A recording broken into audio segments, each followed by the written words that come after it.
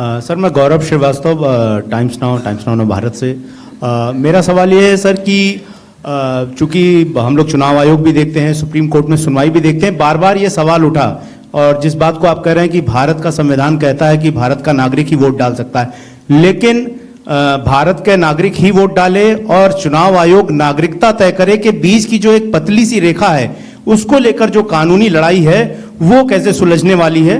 और दूसरा ये कि जो ये बार बार विवाद आता है कि वोटर लिस्ट जो है वो सर्चेबल हो, फिर उसमें एक जैसे कई नाम है, क्या ऐसी कोई प्रक्रिया या आधार को लेकर जो चर्चा है कि अगर आधार से लिंक कर दिया जाए सिर्फ इस मकसद से कि एक व्यक्ति के पास दूसरा वोटर आईडी कार्ड न बनने पाए जब तक कि डेटाबेस में ऐसी जानकारी हो, इसके लिए आयोग क्या कदम उठा रहा है?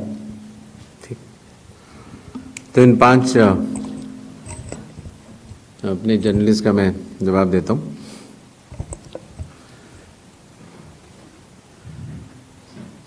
मशीन रीडेबल मतदाता सूची और सर्चेबल मतदाता सूची, दोनों में हमें अंतर समझना होगा। जो चुनाव आयोग की वेबसाइट में मतदाता सूची होती है उसमें आप एपिक नंबर डाल के सर्च कर सकते हैं, डाउनलोड भी कर सकते हैं। इसको मशीन रीडेबल नहीं कहा जाता। मशीन रीडेबल के ऊपर मैंने आपको शुरुआती उसमें बताया था कि 2019 में माननीय सुप्रीम कोर्ट ने भी इस विषय का गहन अध्ययन किया और ये पाया कि मशीन रीडेबल इलेक्टोरल रोल देने से वोटर की प्राइवेसी का हनन हो सकता है। इसलिए मशीन रीडेबल एक अलग चीज है। जो मशीन रीडेबल का अर्थ होता है कि आप उस इलेक्टोरल रोल को पढ़ भी सकते हैं। उसमें अगर आपके पास कंप्यूटर पे वो लिस्ट सूची आ गई तो आप ये फोटो उठा के दूसरी जगह भी डाल सकते हैं। अगर आपने एक व्यक्ति की फोटो दूसरी जगह डाल दी और पलट दी तो वो व्यक्ति वोट ही नहीं कर पाएगा, क्योंकि जब वो वोट करने जाएगा तो उसका चेहरा नहीं मिलेगा। तो मशीन रीडेबल एक अलग चीज है, मशीन रीडेबल वर्जित है। तो उसको आप, ये चुनाव आयोग का अकेला फैसला नहीं है, ये चुनाव आयोग का फैसला माननीय सुप्रीम कोर्ट के जजमेंट के बाद है और 2019 से है। तो मशीन रीडेबल अलग चीज हो गई और एक लिस्ट को सर्च करना वो एक अलग विषय हो गया। जब आप एक लिस्ट को सर्च करते हैं तो उसमें एक सवाल यह आया था कि डुप्लीकेट एपिक की समस्या चुनाव आयोग ने जब पहले सॉल्व कर ली तो इस तरह के डुप्लीकेट एपिक दोबारा कैसे आए। डुप्लीकेट एपिक 2 तरीके से हो सकते हैं। एक कि एक व्यक्ति जो वेस्ट बंगाल में है, जो व्यक्ति अलग है, उसका एक एपिक नंबर है, और एक व्यक्ति जो हरियाणा में है उसका एपिक नंबर भी वही है। अर्थात एपिक नंबर 1 व्यक्ति 2। जब ये सवाल उठा लगभग मार्च 2025, जब हम लोगों ने उसके ऊपर चर्चा की और उसको हम लोगों ने पूरे देश भर में सुलझाया, लगभग ऐसे 3 लाख लोग मिले जिनकी एपिक संख्या 1 थी। तो उनकी एपिक संख्या बदल दी गई, जिससे एक ही एपिक से 2 लोग ना हो, एक ही नंबर के 2 लोग ना हो। दूसरी तरह की डुप्लीकेसी ऐसे आती है जब एक ही व्यक्ति का एक से ज्यादा जगह मतदाता सूची में नाम हो और उसका एपिक नंबर अलग हो, अर्थात व्यक्ति 1 एपिक अनेक। पहली वाली स्थिति ये थी एपिक 1 व्यक्ति अनेक।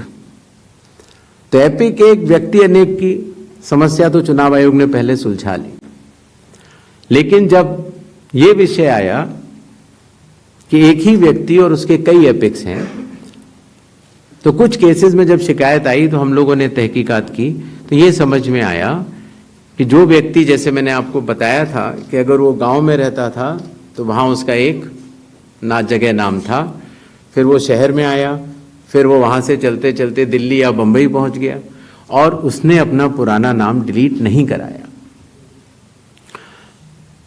पहले ये संभव नहीं था।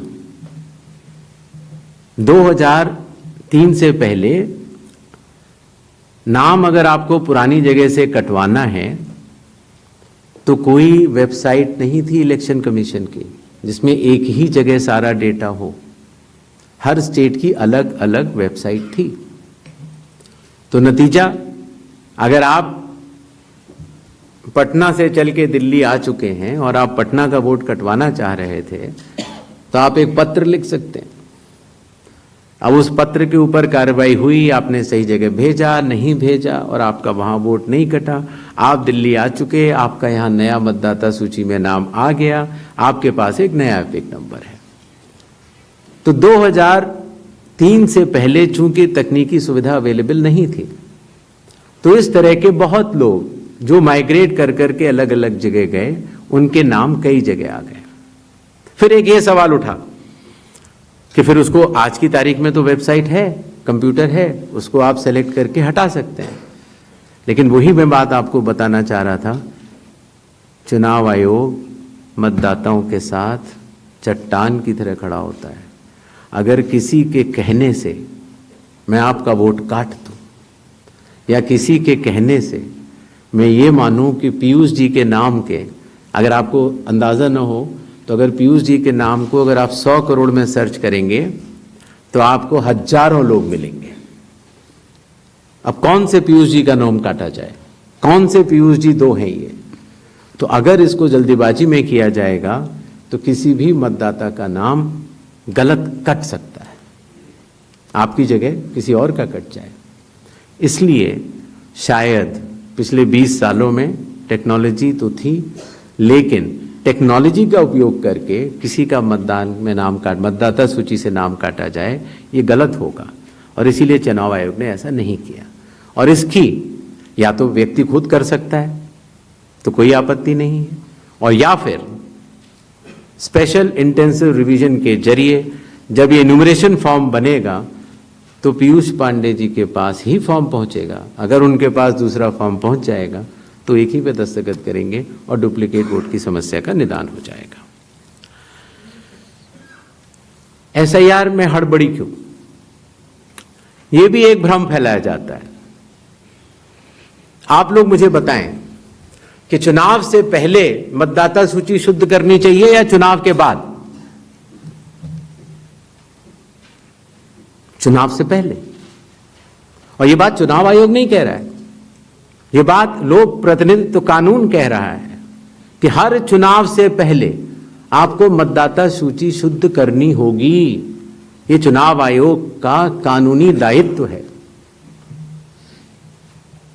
फिर यह बात आई कि 7 करोड़ से ज्यादा बिहार के मतदाताओं तक क्या चुनाव आयोग पहुंच पाएगा? हकीकत आपके सामने है। जब 24 जून से यह कार्रवाई शुरू हुई तो यह पूरी प्रक्रिया लगभग 20 जुलाई तक ही समाप्त हो गई। फिर यह बात आई कि साहब जुलाई में क्यों? उस समय मौसम अच्छा नहीं होता।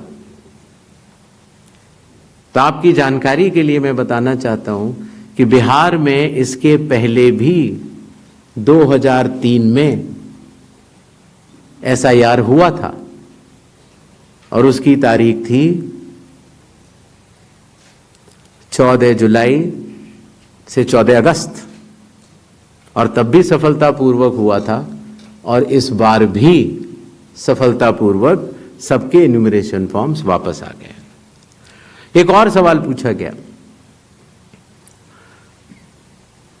कि माननीय सुप्रीम कोर्ट के कहने से हम लोगों ने ये मशीन रीडेबल फॉर्मेट क्यों दिया? माननीय सुप्रीम कोर्ट ने ये स्पष्ट कहा है कि हर जिले की अलग वेबसाइट बनाई जाए और हर जिले की वेबसाइट पर एपिक नंबर से सर्च होने वाली सूची रखी जाए। और आपको ये जानकर हर्ष होगा कि 56 घंटों के अंदर चुनाव आयोग ने उसका अनुपालन किया है और हर जिले की वेबसाइट की सूची आप सबको जो फोल्डर दिया गया है उसमें है, आप भी सर्च कर सकते हैं। जहां तक आपके पास जो फोल्डर दिया गया उसमें एक वो भी मिनट्स मौजूद है 20 जुलाई के, जहां पर अगर आप खोलेंगे तो उसमें आप पाएंगे कि हर बूथ पर booth level officer, booth level agent, sarpanch सबने मिलकर ये दस्तखत करके सूची बनाई कि ये लोग मृत पाए गए हैं, उनका एपिक नंबर भी है, उनका नाम भी है, और ये लोग स्थायी रूप से स्थानांतरित पाए गए हैं, उनका नाम भी है, और इन लोगों का इन्यूमरेशन फॉर्म या इन लोगों का नाम एक जगह से ज्यादा है, वो भी है। आप उस सूची को देखें तो ऐसा नहीं है कि चुनाव आयोग ने ये लिस्टें साझा नहीं की थी, लेकिन चूंकि इसका अंतिम निर्णय अभी ईआरओ ने नहीं लिया था, इसीलिए ये सूचियां राजनीतिक दलों को दे दी गई थी, और कुल मिला के जिन लोगों के इन्यूमरेशन फॉर्म नहीं आए वो 1 अगस्त को जब ड्राफ्ट लिस्ट दी गई थी राजनीतिक पार्टियों को, वो भी दस्तावेज आपको दिए गए हैं जिसमें कि हर पॉलिटिकल पार्टी ने साइन करके ये लिस्ट ली है, जिसमें कहा है कि ये वाले नाम तो आ चुके हैं प्रारूप सूची में और ये वाले नाम नहीं आए हैं। हर जिला प्रेसिडेंट ने उस लिस्ट को सत्यापित किया है 1 अगस्त को और अपने टेस्टिमोनियल्स भी दिए हैं। तो ये सूचना और भी लोगों तक पहुंचे, आप तक भी पहुंचे। चुनाव आयोग तो पारदर्शिता का स्वागत करता है और ये बहुत ही अच्छी बात है। शायद इससे अगर कुछ लोग जो छूट गए हों, अगर वो नाम दे पाए, तो चुनाव आयोग का तो नारा है हर पात्र मतदाता को सूची में लाना है और हर अपात्र मतदाता को सूची से हटाना है। तो उस उद्देश्य में ये हमारी मदद कर रहा है। एआई और डी फेक हमारे लिए वास्तव में चुनौती है। अभी कल किसी एक ट्विटर हैंडल पर एक एआई जनरेटेड वीडियो थी जो कि सत्य से परे, लेकिन इस तरह की चुनौतियों का सामना करने के लिए चुनाव आयोग तो भरसक प्रयास करेगा, लेकिन कानून के दायरे में ही रहकर कर सकता है।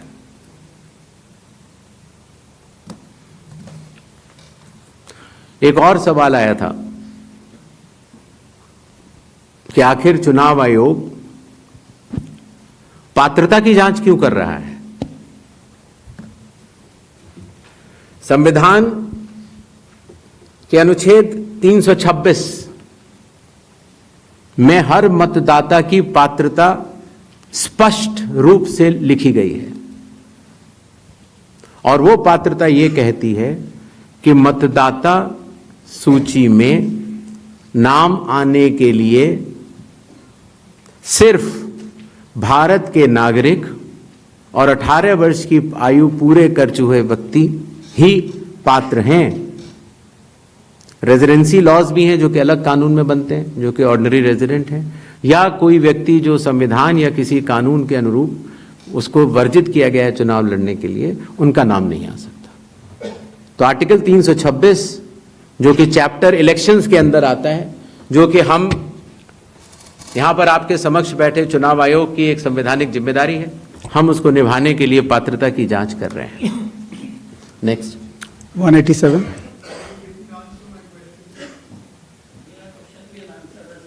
Will come back. उसका जवाब मैं दे चुका हूं, शायद आपने, मैं दोबारा बता देता हूं। ग्रेडेड रिस्पांस होता है चुनाव आयोग का। अगर आप किसी भी विधानसभा के निर्वाचक हैं और समय रहते हुए अगर आप त्रुटियां बताते हैं तो आपको फॉर्म 7 भरना होता है। अगर आप किसी भी विधानसभा के निर्वाचक हैं और समय परिधि के बाद अगर गलतियां बतलाते हैं तो उसको सिर्फ एक राजनीतिक स्टेटमेंट माना जाता है। अगर समय के बाद आप त्रुटियां बतलाते हैं और मतदाताओं और चुनाव आयोग पर चोरी का आरोप लगाते हैं तो इन तीनों की ग्रेडिंग में फर्क है। और इसीलिए मैं सभी से यह निवेदन करूंगा कि अगर आप निर्वाचक नहीं हैं और अगर आपको शिकायत करनी है चुनाव आयोग के समक्ष, तो आपके पास, मेरे पास, किसी भी सांसद के पास, किसी भी एमएलए के पास और आपके पास भी सिर्फ एक ही विकल्प है, और वो